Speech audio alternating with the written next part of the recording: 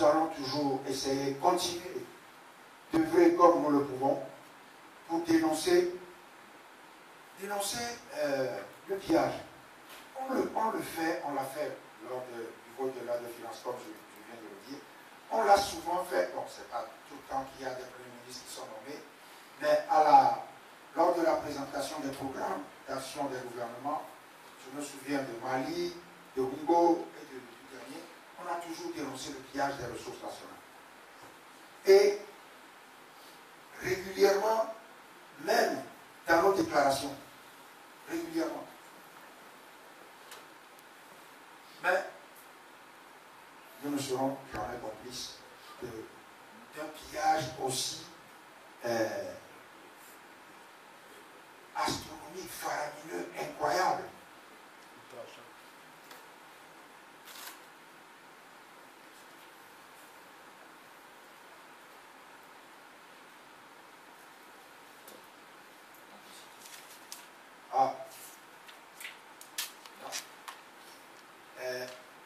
Proposition scientifique.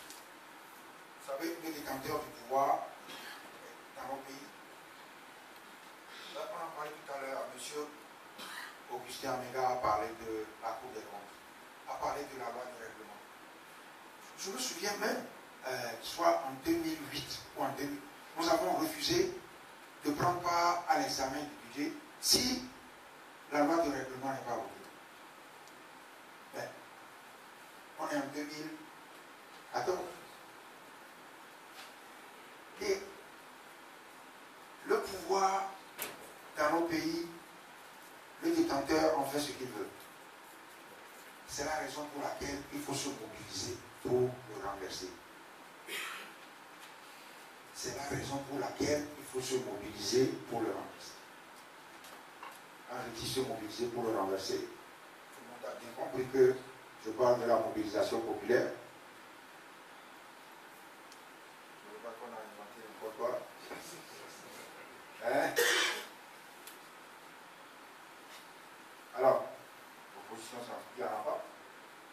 Il y a les gens au pouvoir qui vous empêchent de tout faire. Il faut leur prendre le pouvoir.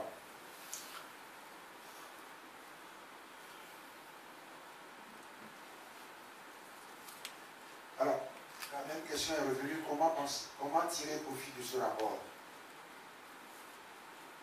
Il y a les partenaires du Togo avec lesquels nous discutons régulièrement et avec lesquels justement nous discutons de cette situation. Le Togo qui postule au Challenge Account. Ça ne va pas être très facile parce que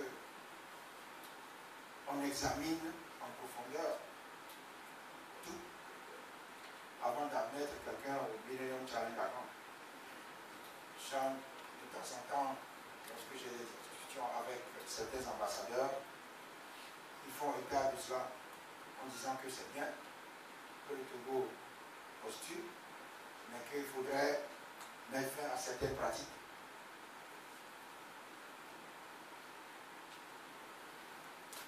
Alors, la Banque mondiale qui félicite le Togo. Bon. Moi, si c'est les Togolais qui félicitent le Togo, on va s'en émouvoir. Mais si c'est des institutions extérieures qui félicitent le Togo, vous savez, la diplomatie, etc., chacun dit quelque chose, le lendemain, le remet en cause lui-même. Ou bien lorsque vous discutez avec eux, pourquoi vous dites des choses comme ça? Non, c'est mieux comme ça. On veut les encourager.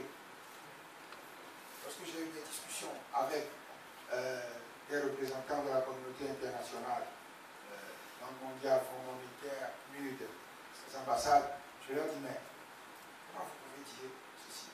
Et attention, la diplomatie, c'est comme ça que ça marche. On dit ça pour encourager. On ne dit pas que c'est bon, mais c'est une manière de dire. Donc on va dire que le satisfecit décerné par la Banque mondiale la dernière fois, selon notre avis, on va dire que c'est une manière d'encourager.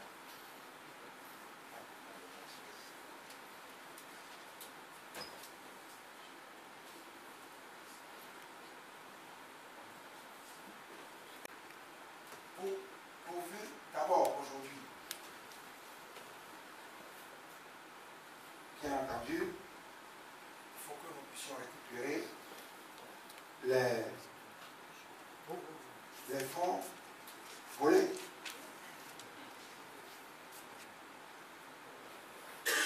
Voyez tout ce qu'on peut faire avec cet argent. De l'eau, quand on apprend ce pays, quand on se tue, on constate qu'il n'y a pas d'eau.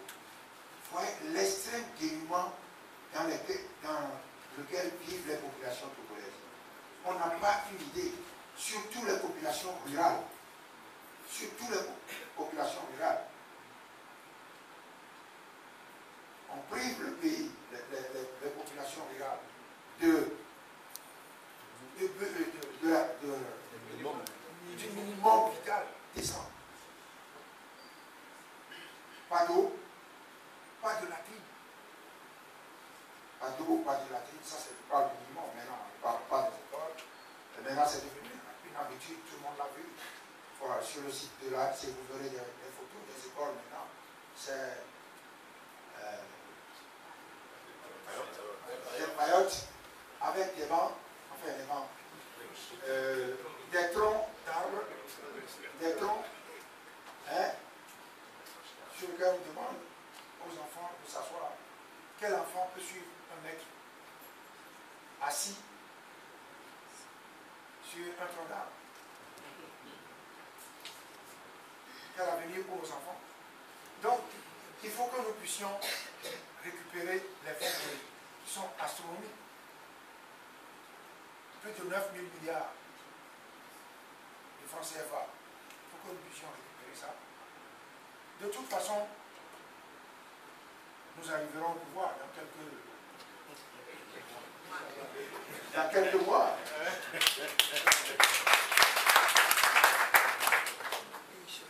Et donc, nous nous doterons des moyens pour récupérer les fonds volés.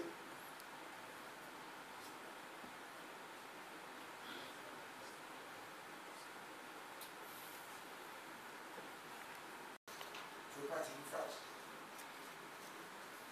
Je ne veux pas dire très simple. Mais ce n'est pas la communauté internationale qui vit ce que nous vivons. Hein? C'est le porteur de la plaie qui ressent la douleur. Hein, comme on dit chez nous. C'est à nous de nous mobiliser. La communauté internationale, elle réagira, mais pas autant que nous le voulons. La dernière fois, j'étais en Europe lorsque l'Assemblée nationale a rejeté la loi sur les réformes constitutionnelles, je ne sais pas quoi. Et j'ai été reçu par des gens importants. Je leur ai dit, alors qu'est-ce que vous allez faire? Vous allez certainement sortir une déclaration condamnant vigoureusement ça. Et on m'a répondu, oh, nous voulons que ça se règle. Et si nous réagissons avec vigueur, ça sera contre-productif. Donc, la communauté internationale a ses moyens d'agir. Hein, c'est peut-être pas ce que nous attendons, mais c'est à nous de savoir ce que nous voulons. Et nous avons toujours dit que l'action de la communauté internationale ne peut être qu'un appoint à la lutte que nous menons. Nous continuons toujours d'être dans la même lutte. Ce n'est pas auprès de la communauté internationale qu'il faut aller chercher la réaction vis-à-vis de cette horreur. Hein? C'est à nous de réagir.